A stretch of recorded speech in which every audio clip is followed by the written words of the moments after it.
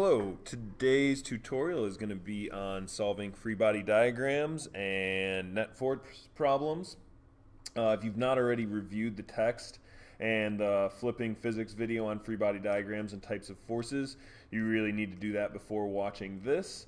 Those videos provide you some qualitative examples of free body diagrams. This tutorial is going to focus on quantitatively determining the net force on an object using free body diagrams. So let's just jump right in to a simple problem.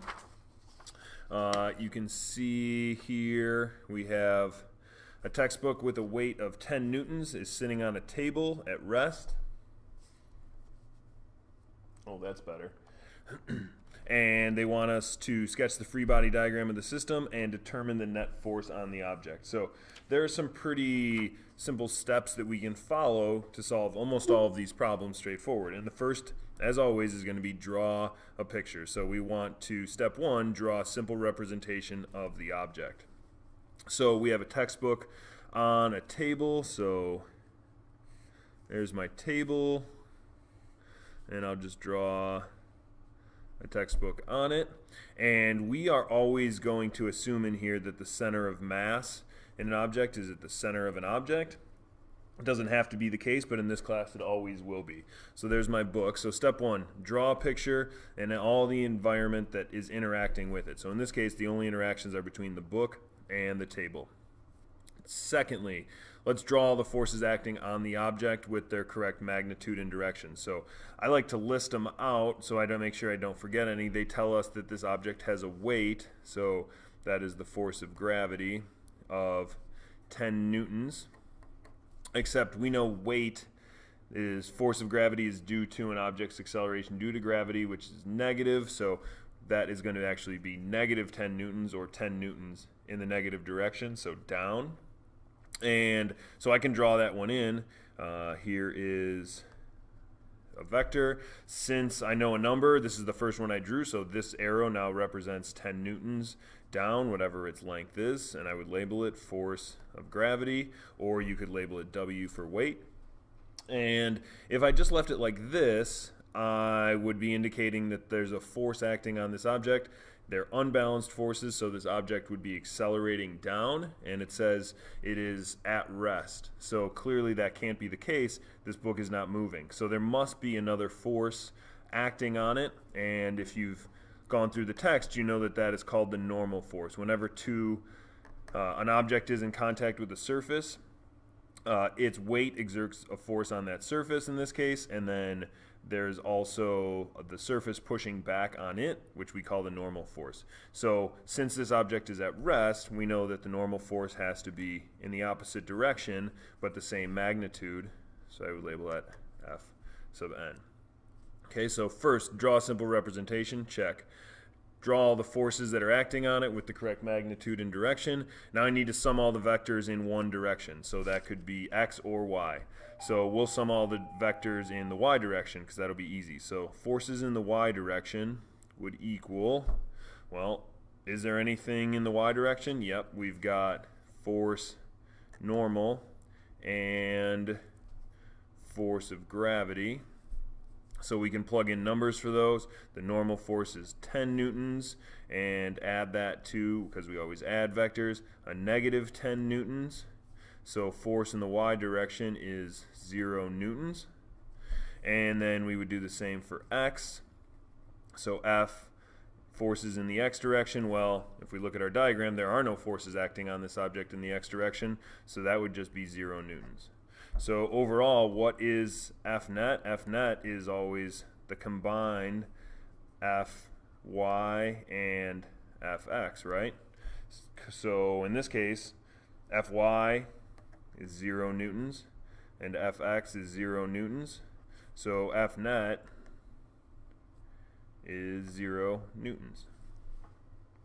Oops, ran off the page on you. So overall, F net is 0 newtons. That makes sense because it tells us our object is at rest. So that's a really simple example, but we're using the same rules. So I will use these on the future ones, but here's a quick look at the steps that we use to solve that problem. Draw a simple representation, draw the forces acting on the object with their magnitude and direction, sum all the vectors in one direction, sum all the vectors in the other, and then determine the resultant force. So all the rest of these problems we'll do are just variations of that. So let's look at one that's a little more complex. This is a problem that has 2 dimensions. So this is forces in 2 dimensions. So if we look at this, we're going to do the same thing. Step 1. I can even put them right here for us. Okay. See them? Yep. Okay. So step 1, draw a simple representation. It says a textbook with a weight of 10 newtons is pushed to the left across a table by a force of 3 newtons. So we know we're going to have force of gravity, because its weight is 10 newtons down. It says it's pushed to the left by a force of 3 newtons. So force applied is 3 newtons. But again, force is a vector, so it has direction. And the fact that it tells us left is in my system is always negative. So it's really force applied is negative 3 newtons. The force of friction between the table and the book is 1 newton, so force of friction. We need to decide, is it kinetic or static? Well, since the book is moving, because it's being pushed, we know that this kinetic is friction in motion, so that would be 1 newton. And then that's all they tell us. So I can draw this. We'll draw my picture again. Here's the table. Here's my book. I again have the force of gravity down, 10 newtons. Okay, it doesn't say the book is raising or going up or down off the table, so therefore it must be the normal force, so F normal is still present, and it is equal in magnitude but opposite in direction. So this would be F normal. It tells us there's a push being applied to this book, and the book is moving to the left. So the force must be coming from this direction, 3 newtons, so there is F applied. And then the force of friction, kinetic in this case, right? Kinetic friction is always opposite the direction of motion, so if the book is moving this way across the table, friction must be the opposite direction, so this would be FK. So there's my free body diagram.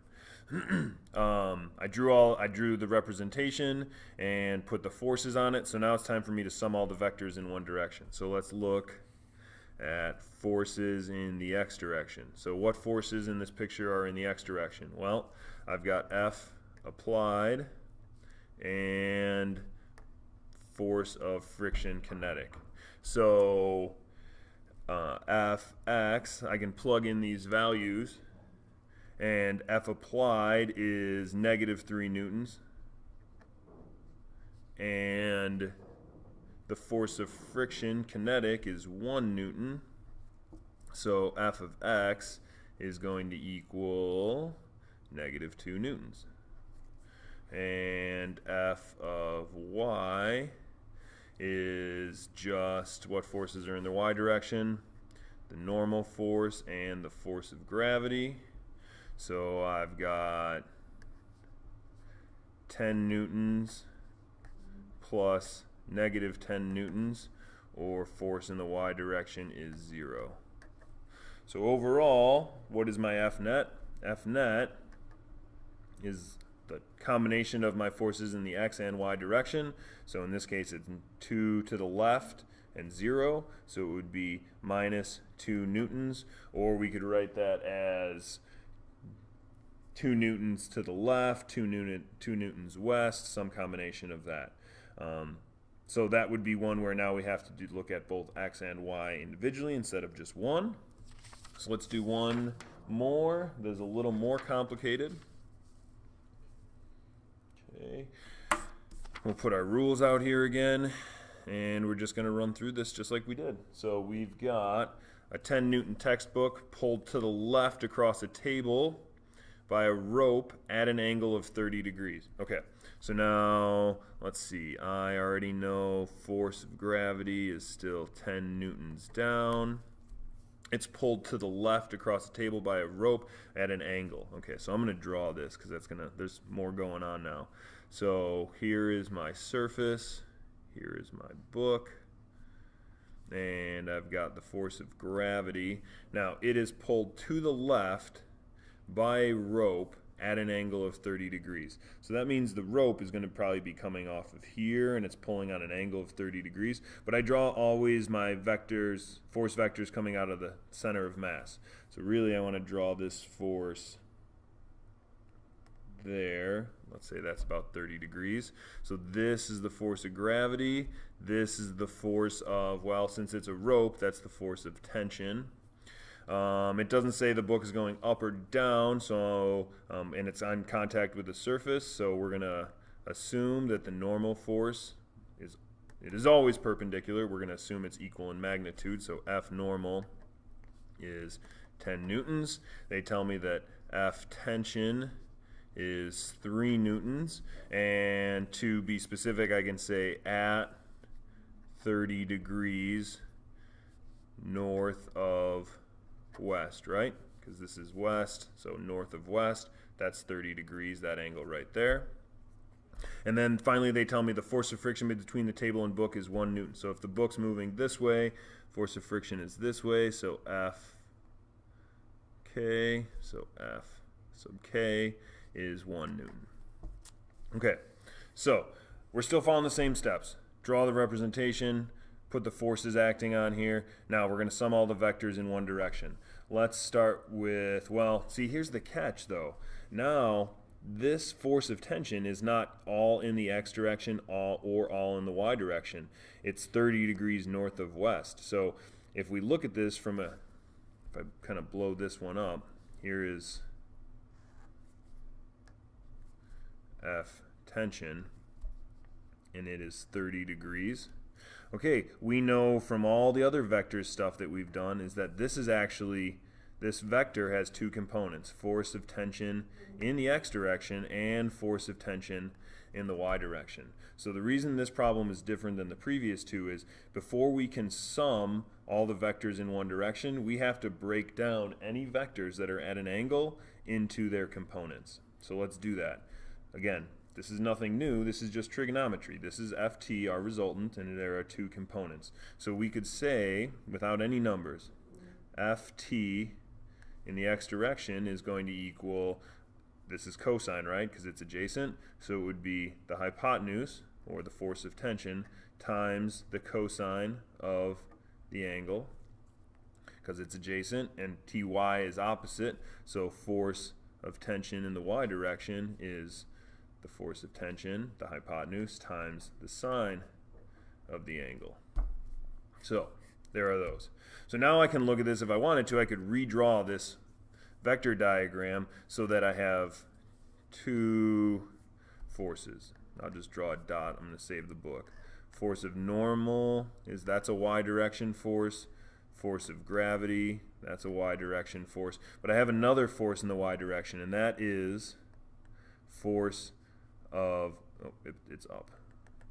That's my fault. That should be there, right? It's up. Got to look at the picture. So force of tension in the y direction, and I can put force of friction, kinetic there, and now I know that there's a force of tension in the x direction. So that's really what my diagram looks like when I simplify it down, except with my mistake in there. So now let's draw all these forces. So forces in the x direction. We're now just going sum all the forces in one direction. Forces in the x direction will be equal to, so what's in the x? Force of tension in the x direction and force of kinetic friction. So that's it, right? Okay, so force of tension in the x direction. Well, that is the force of tension times the cosine of theta.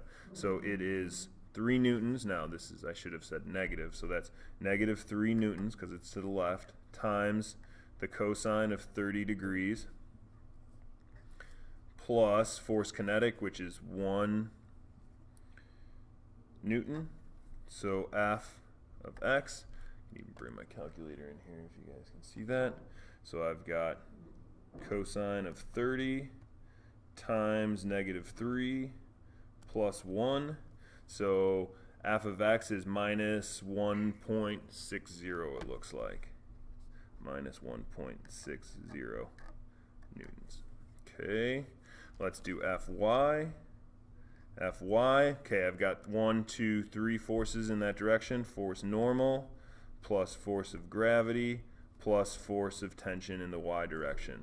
So Fy is 10 newtons plus negative 10 newtons plus force of tension in the y direction is going to be, right here it's up, so I've got 3 newtons times the sine of 30 degrees. So Fy is equal to 10 and 10, that's just 0. So really I'm left with sine of 30 times 3 gives me 1.5. 1.5 newtons in the y direction. It's ran off the page. Okay, so now if I redraw this, this is going to look like f of x is that way, and f of y is here. And the two forces combined will give me my resultant right there. So now we're just back to Pythagorean theorem, right? A squared plus b squared equals c squared. So I'd have the overall F net is equal to fx squared plus fy squared, and then I have to square root all that. So if you plug those numbers in, you're going to get F net is equal to, did this before, you will find that it is 2.19 newtons. Okay, so I get 2.19 newtons. That's how big the force is.